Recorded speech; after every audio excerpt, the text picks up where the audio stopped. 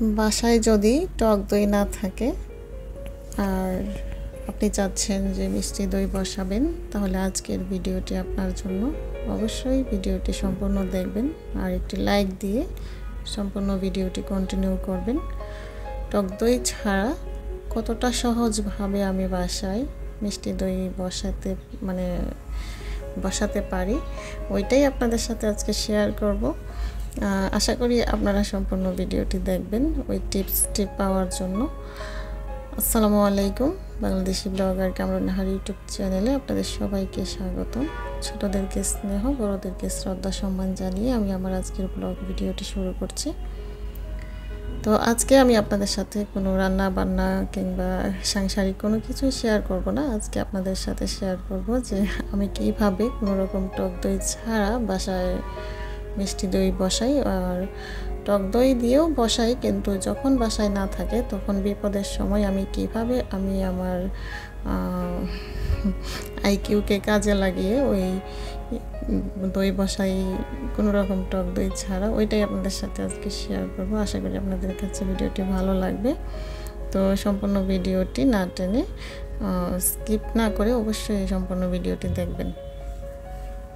তো এখানে আমি 2 প্যাকেট, হাফ কেজির 2 প্যাকেট দুধ কেটে জালে বসাইছি। তো দুধটা যখন ভালোভাবে জাল হয়ে আসবে তখন ওটাতে আমি পরিমাণ মতো চিনি দিব।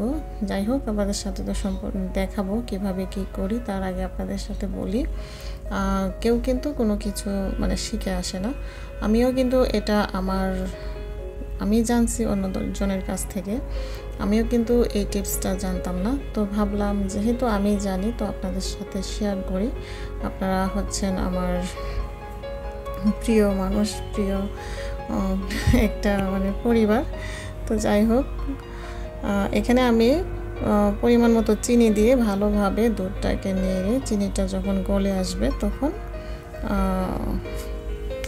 আবার এখানে আমি দিব হচ্ছে গুঁড়া দুধ দিব। গুঁড়া দুধটা দিলে হয় কি, দইটা একটু দানা দানা হয় আর কি, আর এমনিতে কেমন একটু পিচ্ছিল পিচ্ছিল ভাব থাকে। কিন্তু গুঁড়া দুধটা দিলে দইটার মধ্যে একটা কেমন দানা দানা ভাব থাকে, তো খেতে কিন্তু ভালো লাগে। তো আমি কিছুটা দুধ এখান থেকে উঠাইয়া তারপর ওই গুঁড়া দুধটা মিক্সড করবো, তো এই জন্য কিছুটা দুধ কাপে নিয়ে নিচ্ছি। দুধটা যখন একটু ঠান্ডা হয়ে আসবে, তো ঠান্ডা হয়ে আসার পর আমি যে গুঁড়া দুধটা আছে 2 চামচের মতো পাউডার দুধ, এটার সাথে আমি মিক্সড করে তারপরে ভালোভাবে নেড়ে চেড়ে এটার সাথে মিশিয়ে নিব আর কি। তো আমি আপনাদের কাছে কেমন লাগবে জানি না, কিন্তু আমার কাছে কিন্তু ভালোই লাগে। আমি এইভাবে যখন দইটা বসাই আমার কাছে খেতে ভালো লাগে। আমার বাচ্চারাও কিন্তু খুব পছন্দ করে। আমার ছেলে তো সবসময় বলবে যে আম্মু দই বসাও দই বসাও। তো আমি সবসময় কিন্তু এইভাবেই দইটা তৈরি করি। এর আগেও মনে হয় কোনো একটা ভিডিওতে আপনাদের সাথে শেয়ার করেছি, কিন্তু ওইভাবে বলি নাই যে আমি এইভাবে করছি। তো আমি মাঝে মধ্যে আমি নিজেও টক দই দিই যদি বাসায় থাকে, আর যদি না থাকে কিন্তু আমি বিপদের সময় এই টিপসটাই কাজে লাগাই।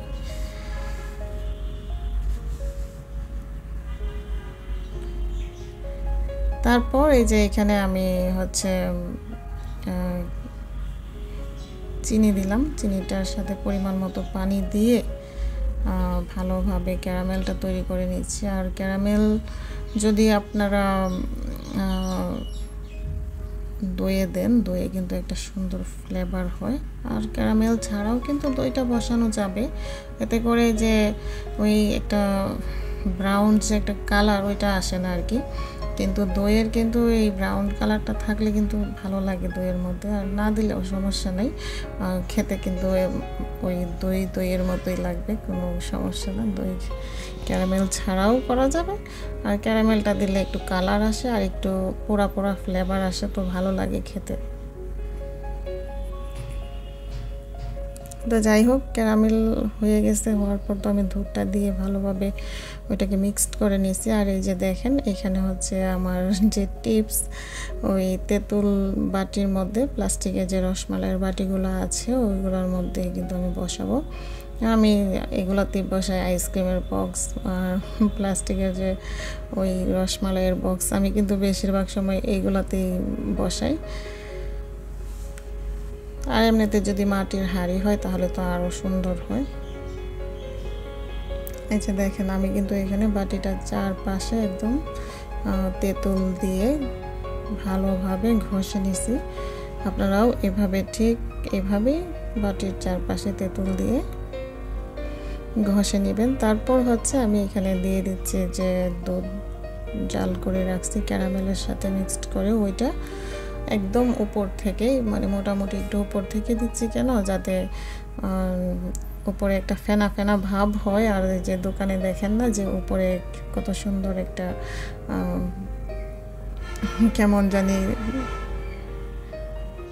বুদবুদটা যখন ইয়ে হয়ে যায় তখন কিন্তু একদম দোকানের মতো হবে। আসলে আমি তো আর ওইরকম মানে পারফেক্ট রাঁধুনি না, তারপরও আমার যে টিপস আমি যে যতটুকু জানি আপনাদের সাথে শেয়ার করছি, আশা করি আপনাদের ভালো লাগবে। তো এটা হওয়ার পর আমি কি করছি, একটা তাওয়ার মধ্যে আমার যে চুলার তাওয়া বসিয়ে তারপর প্রায় ফ্যানের মধ্যে দইয়ের বাটিটা বসিয়ে দিছি। আমার একটা পুরাতন জামা দিয়ে ভালোভাবে পেঁচিয়ে এটাকে বসাই দিছি আর কি। তো দেখা যায় আপনারা যদি একটু লম্বা টাইম নিয়ে এটা বসান তাহলে কিন্তু দইটা আরও সুন্দরভাবে বসবে। আর যেহেতু আমার ছেলে একটু ইয়ে করতেছে তো ভাবলাম ঠিক আছে বেশি সময় নিব না, আমি একটু 2 ঘন্টার মতো এখানে চুলার আঁচটা কমিয়ে দিয়ে আমি কিন্তু দইটাকে বসায় রাখছি।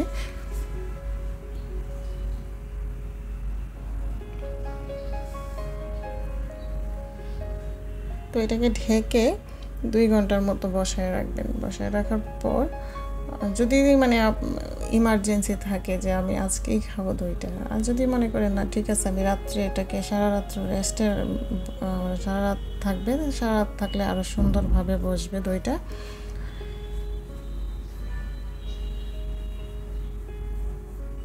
তো 2 ঘন্টা পর আমি কিন্তু এটাকে চুলা থেকে নামাইনি, মানে চুলাতে উপরেই ছিল, এটা ঠান্ডা হওয়ার জন্য রেখে দিচ্ছি। তো যখন একদম ঠান্ডা হয়ে আসছে, ভালোভাবে ঠান্ডা হয়ে আসছে, চুলা কিন্তু আমি অফ করে দিচ্ছি। তো এটা যখন ভালোভাবে ঠান্ডা হয়ে আসছে তখন আমি চুলা থেকে নামিয়ে টেবিলে নিয়ে আপনাদের সাথে দেখাচ্ছি। দেখেন এই যে এখানে নিয়ে আসলাম, আর এই যে দেখেন কত সুন্দর, মানে দই কিন্তু 2 ঘন্টায় কিন্তু বসে গেছে কোনো রকম টক দই ছাড়া।